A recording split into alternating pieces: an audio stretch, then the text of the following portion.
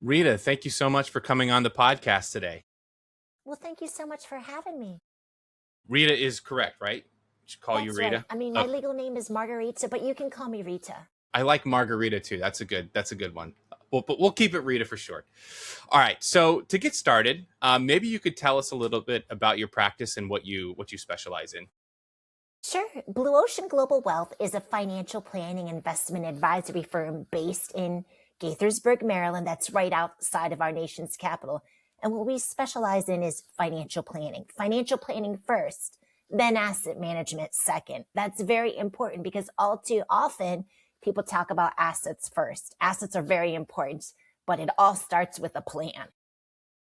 Definitely. I love that you start with financial planning piece first. So maybe you could tell us a little bit more about what inspired you to do this.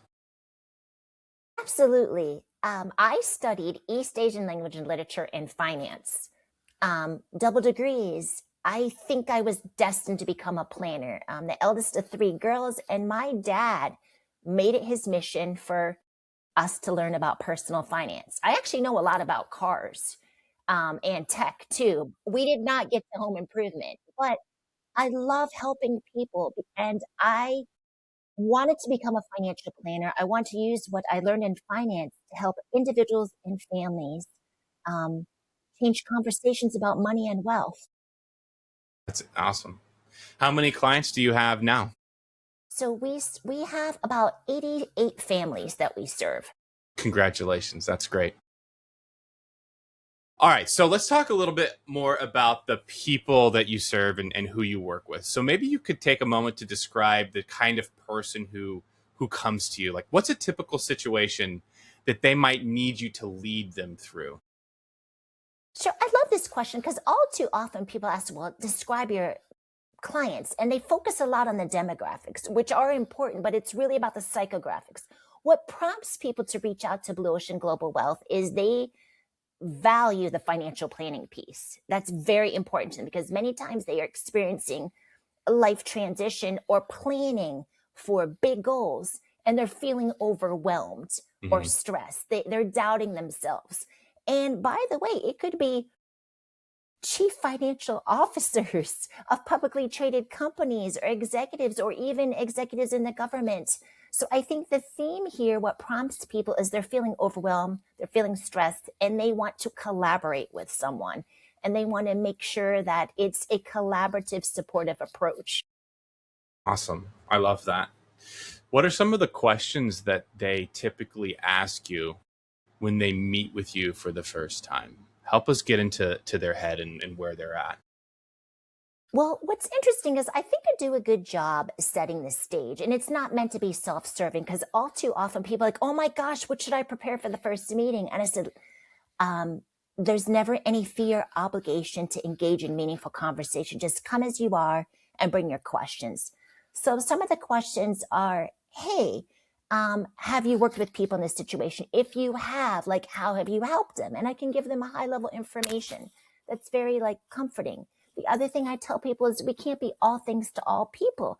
Like you may not like the fact that we are so uh, focused on financial planning. Um, and so in some ways, people are self-selecting, but they might ask, how much money do I have to have? What do I need to bring? And when I tell them, just come as you are, we're here to engage in meaningful conversation, it really puts people at ease. Yeah, so they might have a lot of questions about whether you're the right fit, the situation that they're in. Do they have enough money? Um, and kind of your approach, basically. I love it. Come as you are, no expectations. You just open up the conversation. So that's great. About we were talking a little bit about psychographics earlier. Psychographics and demographics, and you're like the demographics are important. So maybe we could talk about that for a second.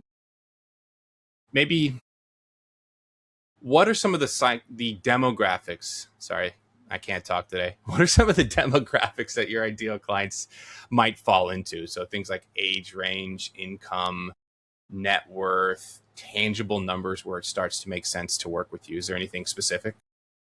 So sure, absolutely. I would say one of the things that I think is very unique about Blue Ocean Global Health is we tend to attract clients earlier than other firms. Like we might have clients, like one of my clients, he just turned 50 this year. And I'm like, oh my God, you were the youngest 50-year-old I know. He has been with me since he was 32 and his wife was 34. And the reason why he's still with me today, of course, he likes me, but it's not just above that. When they were starting out, I said, we focus on planning first. Sometimes clients feel like they have to sell the advisor on why they're good clients. I know we don't have a lot of money to invest, but we earn good money, are good savers.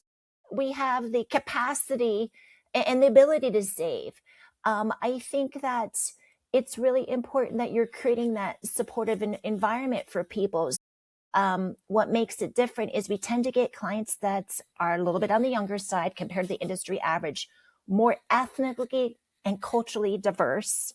And that's very important. I mean, I'm multiracial. I think, and a lot of blended families. Very interesting. I like that. So there's some relatability there because that's also your background. So maybe that helps them feel safer or more understood. You can relate more to that. Yeah. Particularly people who come from like multiracial, multicultural families, you know, in some ways. So I'm ABC. For those of you listening, that's American born Chinese, right? I grew up, English is my first language, but yet sometimes I'm straddling two worlds. That's very comforting to prospective clients because even though I might not know the exact nuances, I understand. They don't have to explain themselves. Yeah, I love it. I love that you have that background and that your clients can also relate to you. Quick question. I didn't check out your website. Do you do any flat fee planning? Have you found that younger clients typically are looking for flat fees, or do you mainly focus on doing assets under management? We do financial planning for a flat fee. So what's interesting is some clients can just hire us to do planning, right? Mm-hmm. And some people say, well, that's a lot of work. It is a lot of work. There's some people who, okay, one would say, well, why would you do all this planning if you know that people aren't going to have assets? There's reasons why sometimes people may not be able to move assets. Maybe they have all their money in their 401k through their employer. I'm glad they have a job, right? And they might need to do planning, or maybe they're going through a divorce, and during a divorce, they may not be able to move assets. So yes, financial planning for a flat fee, not hourly, is available. That's awesome. I love that. When I first got started in my business, that's what I was looking for, was a flat fee financial plan. But I actually had I had a hard time finding an advisor who did it. And I think over the last 10 years, more advisors are starting to do and offer flat fee planning. So that's why I wanted to ask. It was just a personal kind of thing from my own history. So I love that you're doing that, because I think that's a part of the market that hasn't typically been served well, that could really benefit from working with an advisor, at least to the point where you can even get them ready where AUM makes sense. So I always like to ask that question. So thank you for answering. All right, let's talk a little bit more about your approach and maybe your philosophy, and how your clients typically find you. So where do you typically find your clients? What are some of the ways that you get to know them as individuals? So my clients, I typically find me from one of three ways. So referral, right? Happy clients are the best way to build your practice. Right. So referral one. Two, I would say web. I am a contributor to a lot of outlets, and I'm also featured. So they might like something that I said. They might like the way I said something. That's two. And then three, I would say in some ways it's kind of like referral, but from like centers of influence. So that could be like divorce attorneys, business coaches, fitness instructors, people who have influence over others. Who know you and know the other person, and they're kind of like the cream filling. They bring them to you because they realize that you'd be a good fit. Possibly. Absolutely. And Yeah. just being me, like, I mean, so my kids all swam year round. My younger two were like on 3 teams. So, I mean, I used to spend a lot of time on the pool deck. I also coached girls on the run. So I get people who are interested just by me being me. I mean, I don't carry business cards on me, but they see, oh, wow, you know, she's a really good, dedicated volunteer. She's organized, on her A game, calm. Like, well, I like how she, you know, conducts herself in this space. Let me see, like, let me start the conversation. Yeah, I love that. How about let's talk a little bit more about maybe some of the ways that you get to know your clients as individuals. Is there anything that you find yourself doing, or maybe that's unique to you, or something that you really enjoy about when you first meet somebody? Help us understand like something that's unique to you that you use to really get to know people. So this might be once a prospective client has decided to become a client. So when I ask them to organize their information, I tell them that I'm here to support them. And I tell them, you know, you can provide it to me anyway. If you use a spreadsheet, if you want to do pencil and paper, it doesn't really matter to me. Here's what I want you to think about. When you're doing this, there's no judgment. I want you to think about your expenses in this way. Core and essential expenses. I didn't say fixed because, oh my gosh, gasoline is core and essential. You need money to put gas in your car, but it's not fixed. It's core and essential. So I tell people, I want you to think about your core and essential expenses. And then I want you to think about your lifestyle and variable expenses. And I tell them, I was like, I'm very intentional with the words I use. I did not say discretionary. And then I share some wholesale humor. Remember, I'm a swim mom. I had to wake up like before 4 a.m. to take my kids to practice. Ooh, that's For me, early. coffee is not discretionary. It is That's a requirement. Expense. Yeah. It's a required expense. Yeah. So when you're going through this exercise, I want you to think about your lifestyle and variable expenses. That includes your passions, your hobbies, activities. That's when I get to know them. I think one of the most rewarding things that I experienced early this year as I went to see one of my clients, he's been a client for as long as my youngest daughter has been alive. He's been a client for almost 21 years. That's my youngest child. And he had this beautiful photo album. And he's like, well, we can wait until after our meeting to go through this. He actually had his photo album of a Beatles trip where he first started in Liverpool, then went to Beatles? Hamburg. Oh, I love and the went Beatles. to- The Beatles are my favorite band. Yes. I love the And then Beatles, man. finished in London. Why is this important? Because I know how important music is to him. And he said to me, you know, this trip was a little bit expensive. And I told him, but you don't do it every year. And It was I a just wanna let pilgrimage you know, for last him. year would be an amazing year. The stock market, the market gave you money for this trip. Yeah, definitely. Yeah, we took a trip to Liverpool, and I went specifically because I wanted to see Beatles stuff, and it was awesome. I would trade my money for that experience anytime. You cannot take it with you. So it sounds like you also encourage people because you get to know the things that are important to them, and you can help them weigh the decision about cost versus experience, and also probably help bring some insight on this is probably worth it because this is so important to you. And you get to know them to the point where you can make those recommendations with conviction because of that. So I love that. That's awesome. And the Beatles are my favorite band too. So, all right. So let's talk a little bit more about your practice and where you see it, what you're working on. Maybe in the next 1 to 3 years, what's your vision? Are there any kind of goals that you're working on? I mean, I do have goals. I realize when I look at who is coming to me and what they value, I am a certified financial planner. I do have some other designations too, but certified financial planner first and foremost. But I've also earned the CDFA, which is Certified Divorce Financial Analyst. So to answer what is coming down the pike, of course, I promise you this will be approved by compliance. I would like to create like I don't know, maybe a page or maybe even another website just to help people with divorce with a specific focus on silver or gray divorce. I think that's really important. As crazy it might sound, I tell people, I don't want them just to get through this divorce. It's not just about survival. I want them to thrive. And so I think that's something that I'm thinking about over the next 1 to 3 years. Yeah, I love that. I know when you own your own business, it's, you got to be thinking about what you're doing next and what you're working on. So it's great that you've decided that's a place that you could add value and you're planning on executing on that. That's great.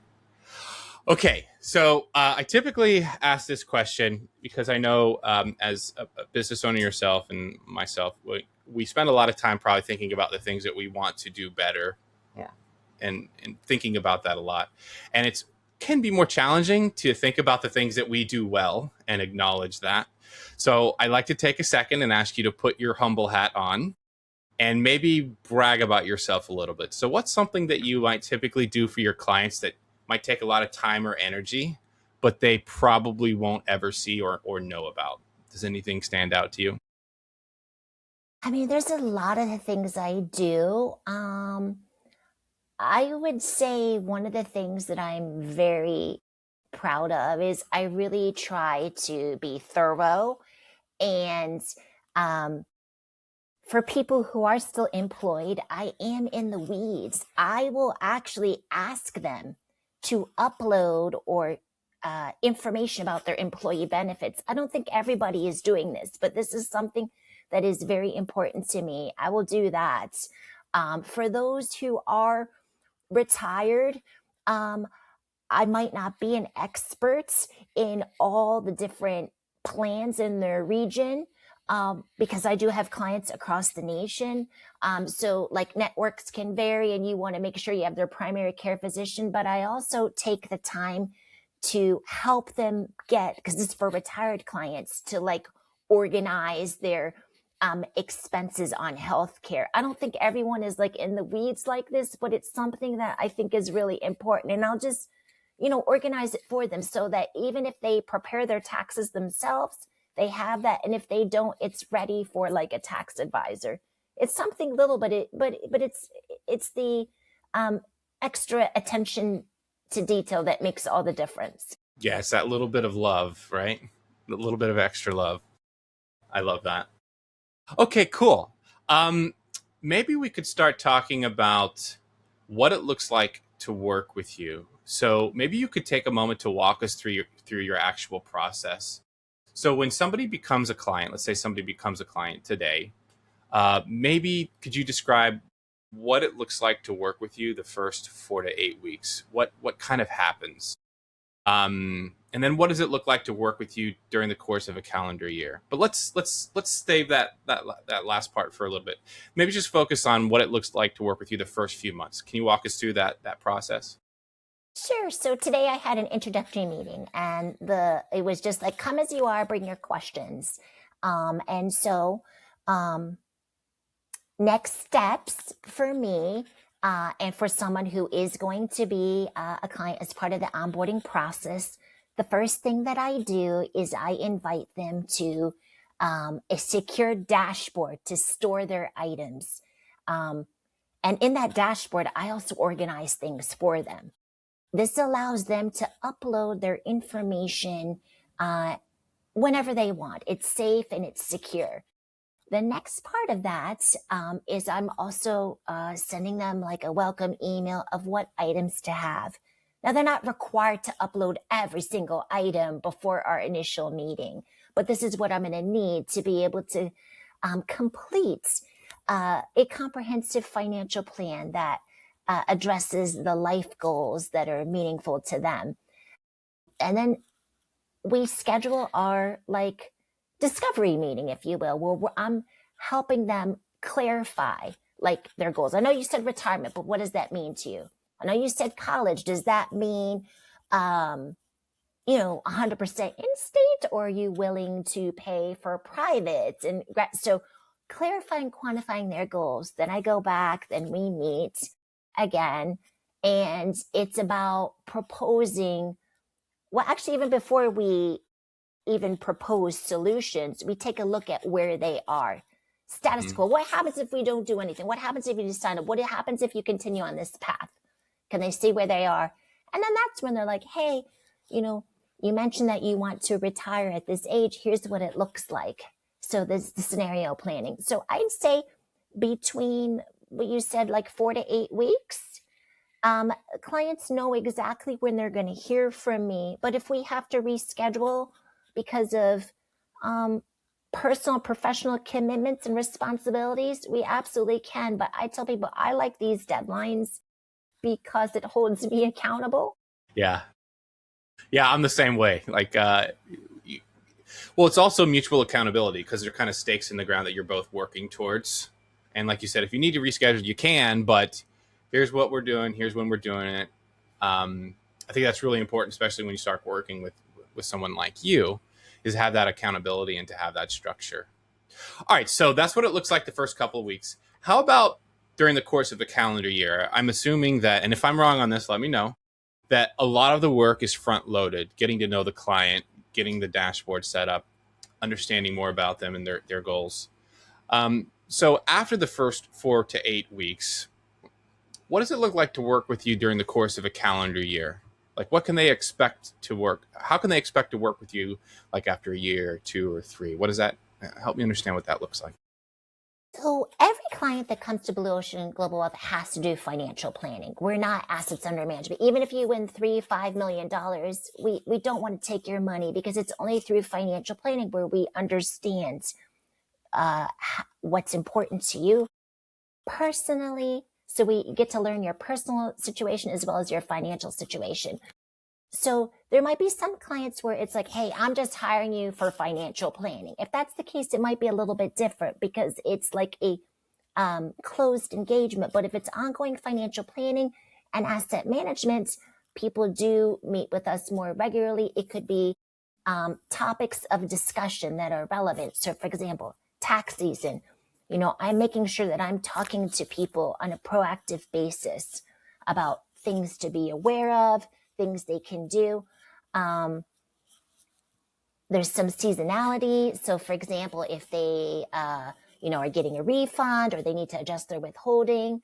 The other thing is maybe they were lucky enough to receive a bonus at work. What do we do with that cash? Helping them, identify providers for high yield savings accounts still pay a better return than your savings or checking account, as well as CDs. So there's a lot of things that we do throughout the year above and beyond investing. Just making sure people are aware of everything that's available to them because there's a lot of information out there, but there's a difference between information and actionable advice. Yeah, and that was something that stood out to me before we actually started recording. Was you mentioned that you're one of the things your superpower is. It came across to me as execution, right? So information is great, but all of us are inundated with information. So how do you take information and turn it into action that lines up with a bigger picture? And it sounds like that's one of the things that you also specialize in. You help get clear on the bigger picture, but then as things come up, as the information's added, you turn it into action in a way that helps your clients move forward. So I love that. I could see why that's really valuable thing.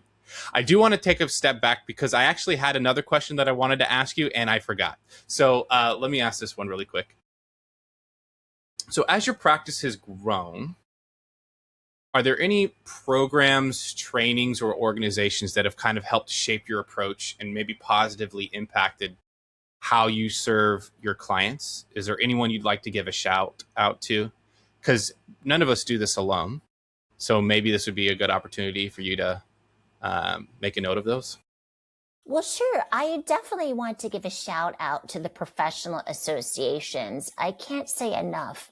I joined the Financial Planning Association, and some people be like, why would you join the Financial Planning Association? That's nothing but a bunch of competitors.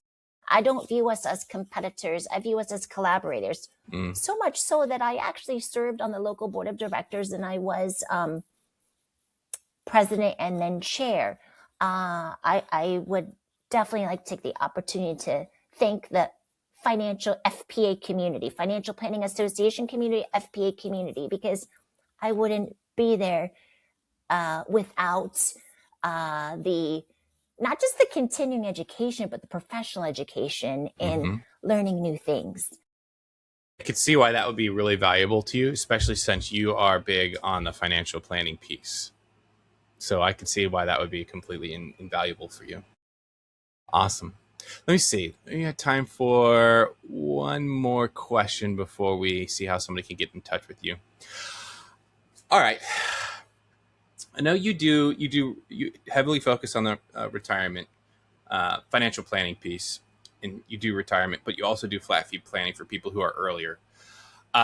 But what are some things that your clients or prospective clients should be excited about after retirement? Maybe could you give us an example? Let's help us get excited about this. So I think it's really important. And the client that actually went on the trip to Beatles, it's interesting. His wife told him, I'm not going to let you retire until you have a plan for how you're going to spend your time. She's so wise, right? That's a very wise. What I want clients to do is not focus on what they're leaving behind, but focused on a new beginning. I think that's really important, something to look forward to. Now, this client actually retired like during the pandemic. So there was a period in time where I actually helped him a lot because he was actually going to go to Japan in 2020. If you read my bio, you know that I spent time in Japan. And he's like, the travel company is not going to give us our money back. And I was like, we're in a global pandemic. Give me that phone. I'm going to call those people. So make a long story short, he did get the money back and they were able to go in 2021 or 2022. I think what I want people to be excited about, it's not just about travel, but to explore new things. Another client used retirement as a time to return to music, take guitar lessons, learn how to play the guitar or improve their guitar playing skills. Yeah, I can relate to that. I don't know if you can see, but I've got. Yes, I can see the instruments. Yeah. It's an acoustic, it's an electronic kit, so it's quiet. You have to put the headphones on. But my poor parents, when I was growing up, I had a really loud drum kit. I remember my dad walking into my room. I was playing for like 3 hours and he just walked in with his hands like this and said, please stop. So, but it's great to have the time, freedom, and the bandwidth to be able to explore music. So that's many things to look forward to. All right, Rita. Well, thank you so much. Last question. For anyone listening who is interested in working with you or speaking with you, how can they get in touch? What should they do next? Well, they can visit our website, www.blueoceanglobalwealth.com, and then submit a form and we will reach out to you. Awesome. Well, thank you so much, Rita, for coming on the podcast. Appreciate you, and have a great rest of your day. Thank you so much.